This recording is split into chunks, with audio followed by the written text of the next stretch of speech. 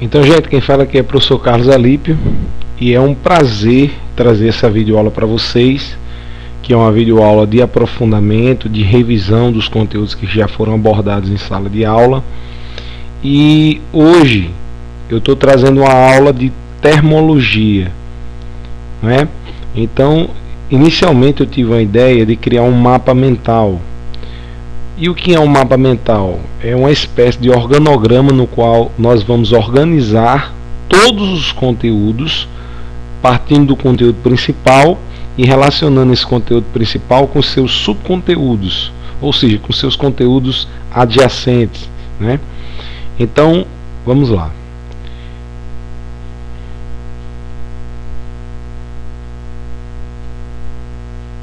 Então, ao centro nós temos a termometria, que é o assunto principal dessa videoaula. Então, dentro da termometria, nós vamos falar de calor, falar de temperatura, falar de transformações de temperatura, ou seja, conversão de temperatura de uma escala para outra. Vamos falar de lei zero da termodinâmica, de variação de temperatura e escalas termométricas.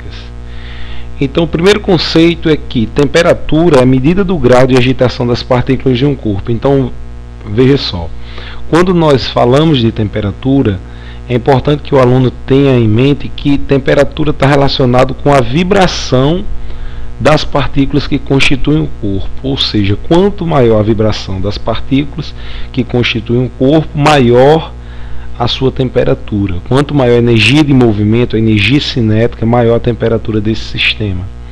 Então, a temperatura está intimamente ligada ao movimento das partículas de um determinado sistema. Então, quanto maior a agitação das partículas de um corpo, maior será a sua temperatura. E quanto menor a agitação, menor sua temperatura.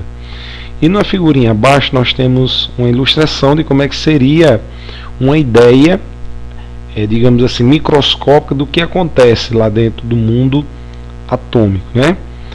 No mundo das partículas elementares. Então, veja só, se um corpo podemos classificar ele como quente com uma temperatura elevada, é porque o nível de agitação das partículas desse corpo está muito elevado, enquanto que o frio, a noção que nós temos de frio, a noção intuitiva que nós temos de frio, implica dizer que as partículas estão bem menos agitadas do que o corpo que está quente. Então, veja, a ideia de temperatura está relacionada diretamente com o grau de vibração das partículas, o grau de agitação dessas partículas. Calor. Calor é uma energia que flui, que passa de um corpo de maior temperatura para o corpo de menor temperatura. Então, veja, para haver calor é necessário que exista um corpo de maior temperatura e um corpo de menor.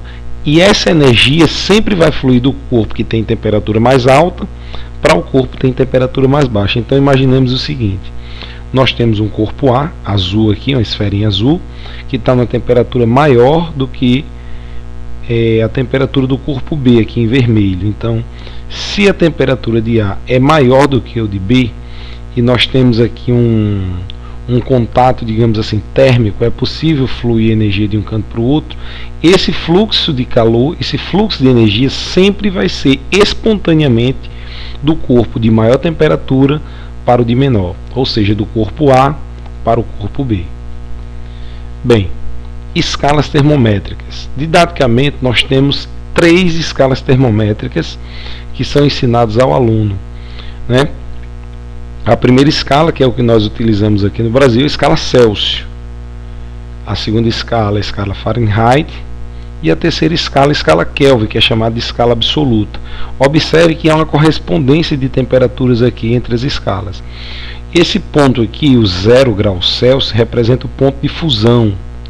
Então, na escala Celsius, o ponto em que ocorre o derretimento do gelo, a transformação da água do estado sólido para o líquido, o ponto de fusão, ocorre a 0 graus Celsius. Essa transformação ocorre na escala Fahrenheit na temperatura 32 e na escala Kelvin 273 Kelvin. A temperatura superior aqui, que nós classificamos aqui, numeramos o termômetro, graduamos o termômetro, é o ponto de ebulição, ou seja, o ponto em que a água começa a passar do estado líquido para o estado de vapor. Então perceba, aqui o ponto de fusão, a água derretendo, o gelo derretendo, e aqui em cima nós temos o ponto em que a água está passando do estado líquido para o estado de vapor, que no caso da escala Celsius é 100, da escala Fahrenheit é 212 e da escala Kelvin 373. E aqui nós percebemos também um ponto inferior, ou seja, foi observado que não existe um limite superior para temperaturas, ou seja, um corpo pode adquirir qualquer temperatura, ou seja, temperaturas elevadas, porém existe um limite inferior. Esse limite inferior é chamado de zero absoluto, ou seja, é uma temperatura ideal no qual ela é inatingível, mas que se um dia for possível atingir, a menor temperatura que um sistema teoricamente poderia atingir seria esse 0 Kelvin, que é chamado de zero absoluto.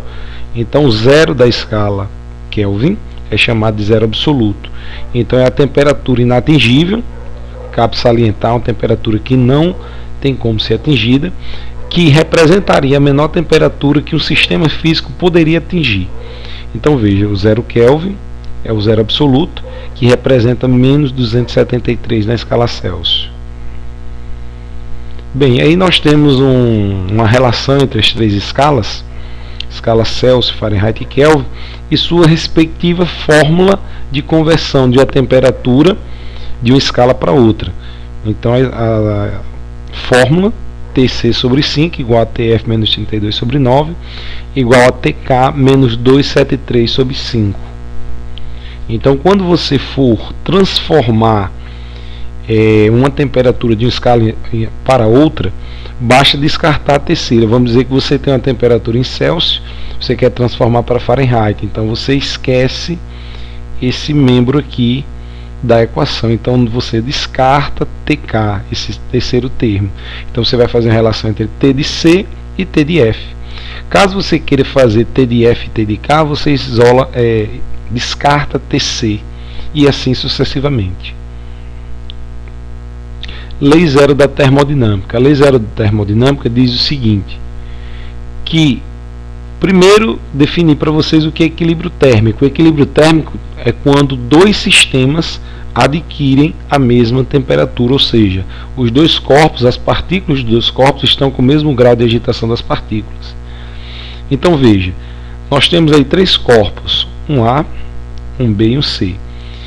Foi verificado que se o corpo A estiver em equilíbrio térmico com o C, ou seja, estiver na mesma temperatura que o C, e o corpo B estiver na mesma temperatura que o C, A e B estarão também na mesma temperatura. Então, se A está em equilíbrio térmico com C, B está em equilíbrio térmico também com C, implica dizer que A e B estão em equilíbrio térmico, ou seja, a temperatura de A igual à temperatura de B.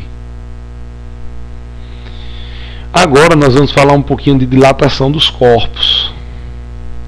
A dilatação dos corpos é verificada de maneira prática quando nós aquecemos. Então, quando você aquece um corpo, foi verificado que as dimensões desse corpo aumentam.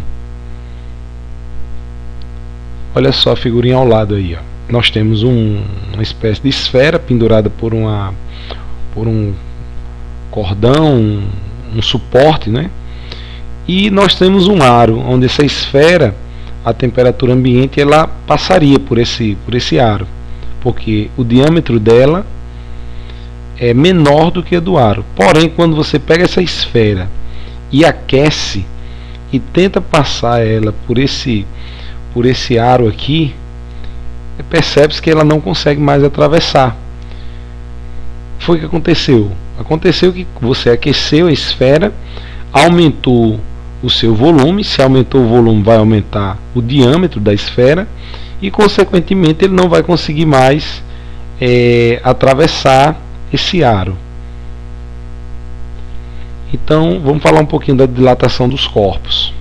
Então, o primeiro tipo de dilatação, o caso mais trivial, é chamada de dilatação linear. É uma dilatação que ocorre em apenas uma dimensão.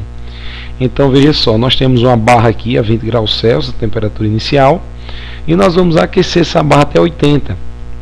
Observe que ela tem um comprimento inicial, um comprimento aqui que eu vou chamar de L0, e quando eu aqueço, esse tamanho aumenta de L0 e ele ganha um incrementozinho aqui para frente. Esse incremento que a barra adquiriu, esse comprimento que foi aumentado devido ao aquecimento, é chamado de ΔL. E para você calcular esse ΔL, esse pedacinho que aumentou da barra, basta você aplicar diretamente a fórmula da dilatação, ΔL igual a L0 alfa ΔT, onde ΔL foi o pedacinho da barra que aumentou, que dilatou. L0 é o comprimento inicial da barra, seria o comprimento dela quando ela está aqui, nesse exemplo, a 20 graus Celsius. O alfa é o coeficiente de dilatação linear, que é uma propriedade do material. Cada material se dilata de forma diferente. O cobre vai ter um coeficiente, o chumbo vai ter outro coeficiente.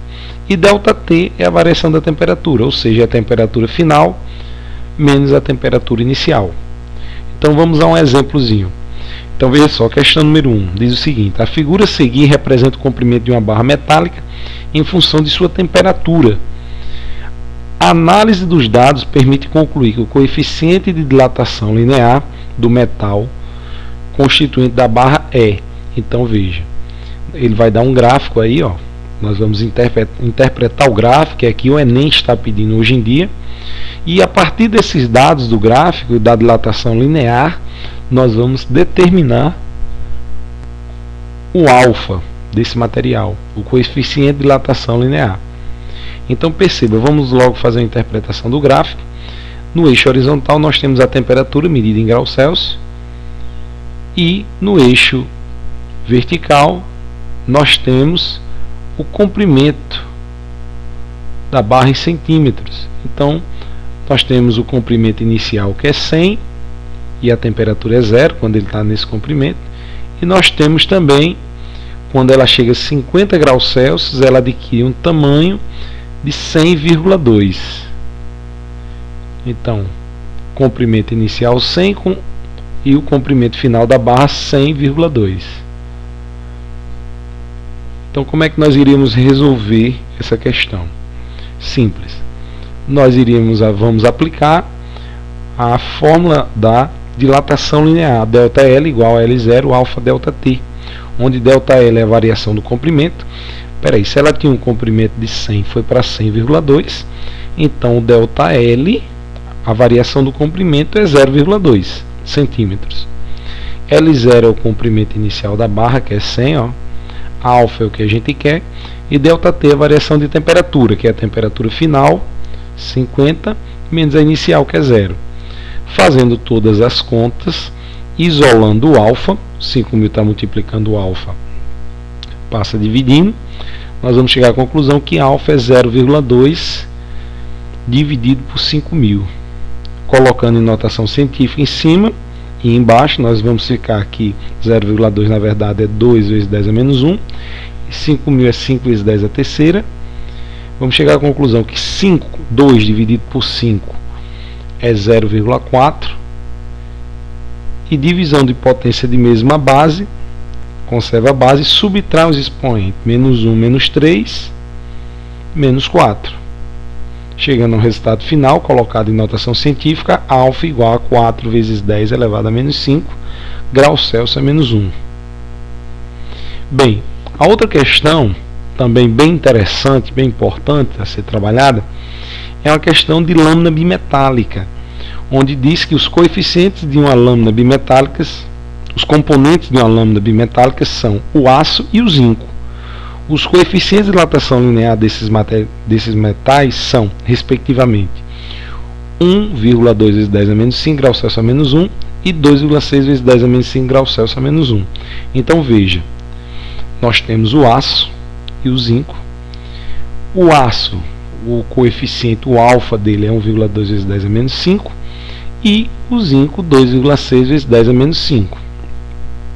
E ele diz mais: em uma determinada temperatura a lâmina apresenta-se retilínea, quando aquecida ou resfriada ela apresenta uma curvatura. Explique por quê. Então veja só, nós temos a imagem a seguir, temperatura ambiente, as duas barras foram soldadas juntas, elas têm o mesmo tamanho inicialmente nessa temperatura, e é percebido que ela não tem curvatura nenhuma no início. Agora, quando aquece, essa barra adquire uma curvatura. Vamos ver por quê. Perceba que o zinco tem um coeficiente de dilatação linear maior do que o do aço. Do zinco é 2,6 vezes 10 a menos 5 e do aço 1,2 vezes 10 a menos 5. Então, essa barra, quando for aquecida, o zinco vai se dilatar mais do que o aço. Então, a barra vai curvar, ela vai se curvar para o lado que tem a barra de menor alfa. Então, quem tem o menor alfa? O aço. Então, quando aquecida, ela vai se curvar para cima, né? Agora veja só, se quando nós aquecemos ela curva para cima, que tem um lado de menor alfa, quando nós resfriarmos, vai acontecer o processo inverso, porque o resfriamento é o processo inverso do aquecimento. Então, ao invés de ela curvar para cima, ela vai curvar para baixo, porque o zinco vai se contrair mais do que o aço. Mas temos uma resolução aí mais técnica que diz assim: como o coeficiente do zinco, o coeficiente de dilatação linear do zinco é maior do que a do aço, para o mesmo aumento de temperatura, o zinco sofre uma dilatação maior, fazendo com que a lâmina ocorra uma dilatação desigual, produzindo esse encurvamento. Como a dilatação do zinco é maior, ela ficará na parte externa da curvatura, então ela vai se dilatar mais. Perceba que esse lado é maior do que o de dentro. No resfriamento, os metais se contraem. O zinco, por ter um alfa maior, sofrerá maior contração. Assim, a parte do aço ocupa a parte externa da curvatura. Então está aí a questão comentada. Sempre a barra bimetálica, ela vai, quando aquecida, curvar para o lado de menor alfa, para o lado da barra que tem menor alfa. Na sequência, nós temos a dilatação superficial, onde essa dilatação superficial é uma dilatação que ocorre em duas dimensões. A dilatação linear em uma, agora a superficial vai ser em duas, em X e em Y. Então nós temos uma placa de bronze, digamos. Então nós temos aqui uma placa a 20 graus Celsius, nós temos o comprimento X e o comprimento Y. Quando nós aquecemos de 20 para 80, o tamanho dessa chapa ela aumenta. E para calcular esse aumento da chapa, basta aplicar a equação que diz que ΔS, que é a variação superficial, ou seja, a variação da área, é igual a área inicial, que é S0, vezes beta, que é o coeficiente de dilatação superficial, vezes ΔT, que é a variação de temperatura, ou seja, a temperatura final menos a temperatura inicial. Lembrando que ΔS é a área final menos a área inicial, e que beta é 2 vezes alfa. E por último, nós temos a dilatação volumétrica. A dilatação volumétrica é uma dilatação que ocorre em 3 dimensões. Nós temos a dimensão X, Y e Z. Ou seja, nós temos a largura, a altura e profundidade. Então, se você pegar um cubo e aquecer de 20 para 80, você vai perceber que as dimensões desse cubo elas não vão aumentar só em uma ou em duas. Na verdade, elas vão aumentar em 3 dimensões. E para calcular essa variação de volume, basta aplicar a fórmula ΔV igual a V0 gama ΔT, onde ΔV é a variação do volume, ou seja, o volume final menos o volume inicial, que é igual ao volume inicial vezes gama, que é o coeficiente de dilatação volumétrica, vezes ΔT, que é a variação da temperatura, temperatura final menos a temperatura inicial. Observação importantíssima: o gama é 3 vezes alfa, até porque o objeto tem 3 dimensões, tem 3, digamos assim, alfas. Então, galera, valeu, um abraço. Espero que essas aulas sejam bastante proveitosas para vocês. Um abraço, galera.